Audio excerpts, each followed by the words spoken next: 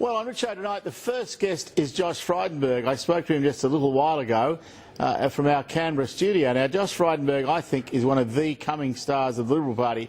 I didn't give him an easy time, but he always handles himself pretty well. Have a look at this. Josh Frydenberg, welcome to the program.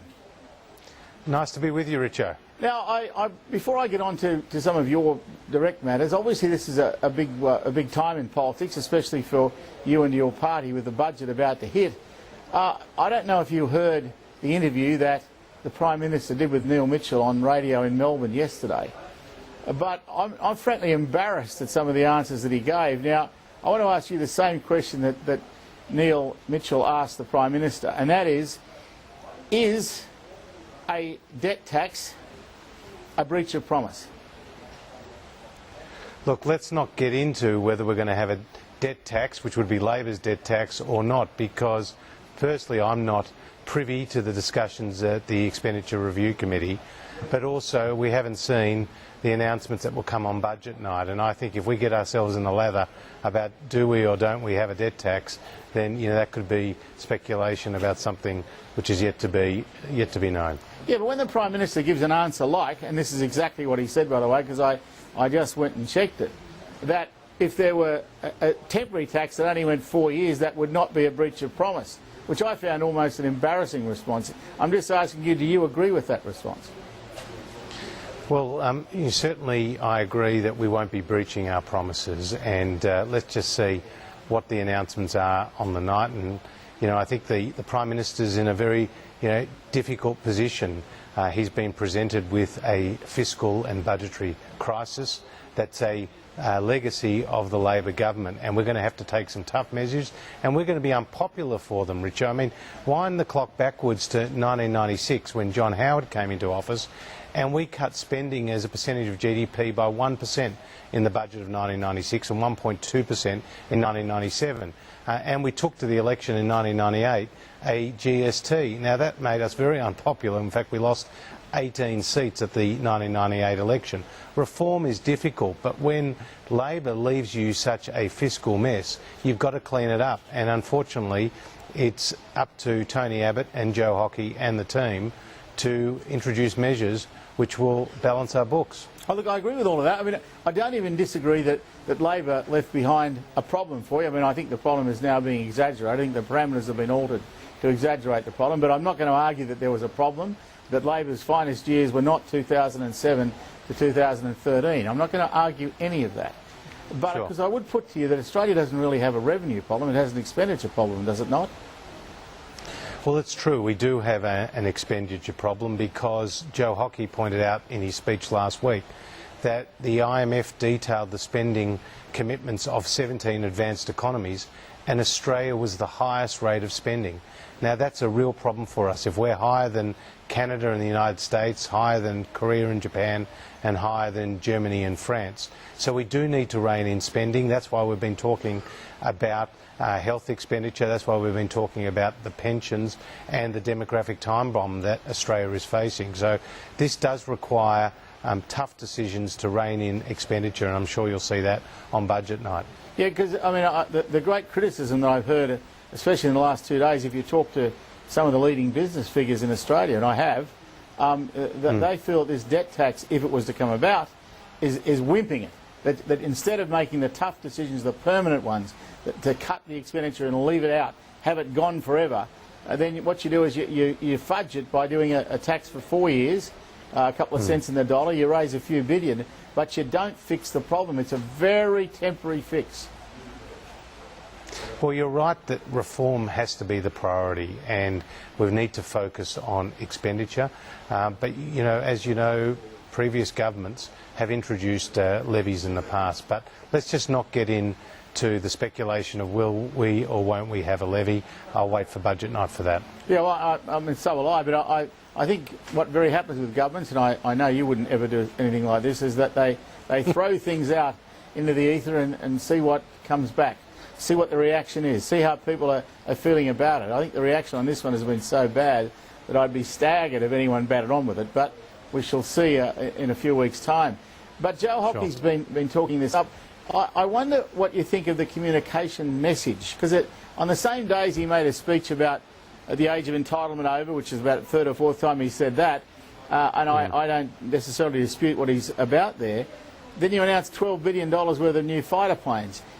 It just doesn't seem right. At the same time as you argue you've got to have these big cuts, all sorts of changes that frighten people, you then say you're going to stick with that extraordinarily generous paid parental leave scheme. Doesn't that give you some conflicts in the message? Well, let me make a few points there. Firstly, on the fighter planes, that's not new money. That is spending money on the state-of-the-art hardware that Australia needs to maintain the health of its defence force and its top capability. So we're very comfortable with the fact that we'll continue to invest in our defence force because we need to. We live in a volatile region, we have alliance relationships, and Labor reduced defence spending to the lowest level since 1938 at 1.49% of GDP, when, if you remember rightly, Richo, back in 1996, when John Howard cut every sector of the economy, or spending in every sector of the economy, he quarantined one, and that was defence spending. On the issue of getting rid of the age of entitlement or ending the age of entitlement, Joe Hockey's absolutely right. We do need to do this because we have an ageing population. The number of people over the age of 65 will double in the coming decades, and the number of people over the age of 85 will quadruple. And this will lead to massive pressure on our PBS, on our aged care system, on our overall spending commitments. And so we do need to take dramatic action. Now, you point to the paid parental leave scheme.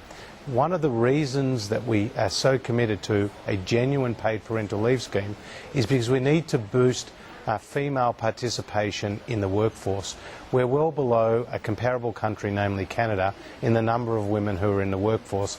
In fact, the Grattan Institute estimated that if we can increase by 6% the number of women in the workforce, that will increase our GDP by $25 billion.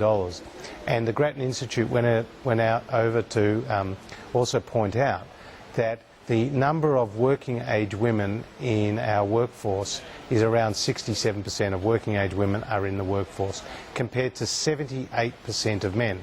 And when you break those figures down to full-time work, only 55% of women are in full-time work, compared to 85% of men. And we know that women are coming out of university in the same numbers of men, coming out of medical schools, coming out of law schools, coming out of engineering and the like.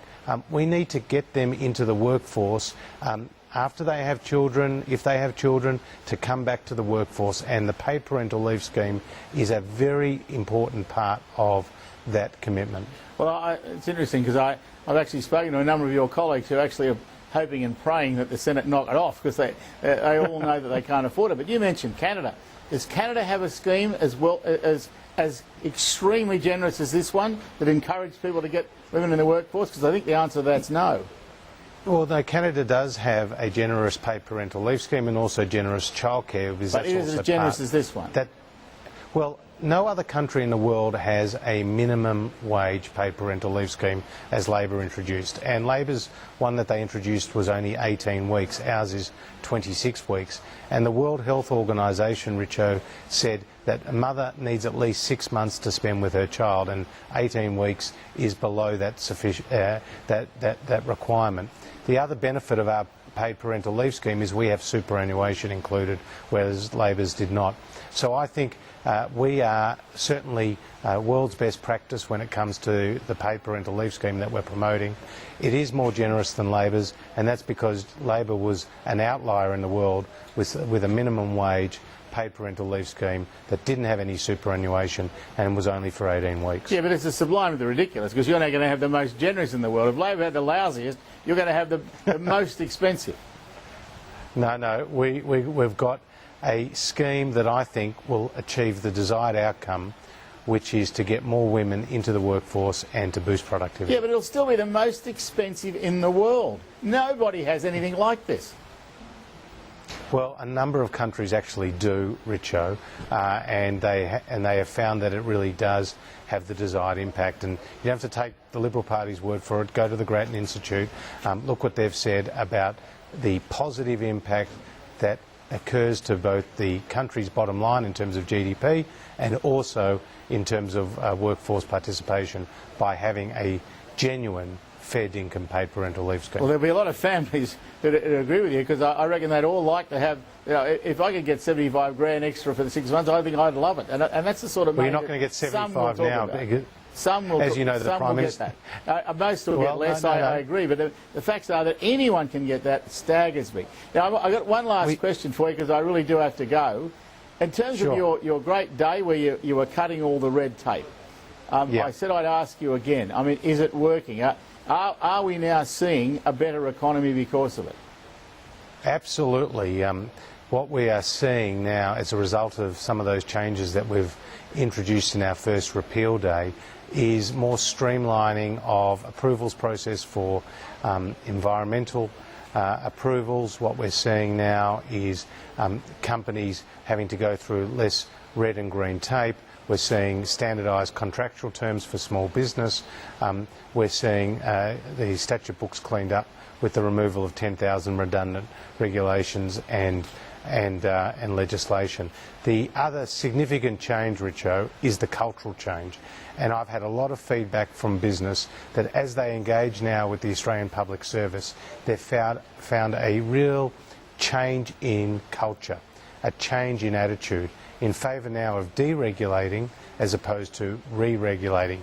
And also the regulators themselves are changing from a less of an enforcement compliance culture to a better understanding of what is the cumulative impact on business of introducing a whole suite of new regulations. But let's not kid ourselves, Richo. This is not a 3-month agenda or I agree with that. 3-year agenda. Years to go, but I've got to say, 10-year Josh, one. When and if you tackle the Tax Act, that's what I'll say well done, because that's the hardest one. That's the one that affects small business the most. I agree with you, Richo, and as the Prime Minister said, that will be looked at in the context of our white paper on tax reform. All right. Well, I promise you, we'll talk to you again very shortly after that. Once again, thanks for your time, Josh. Great to be with you, Richo. Well, as you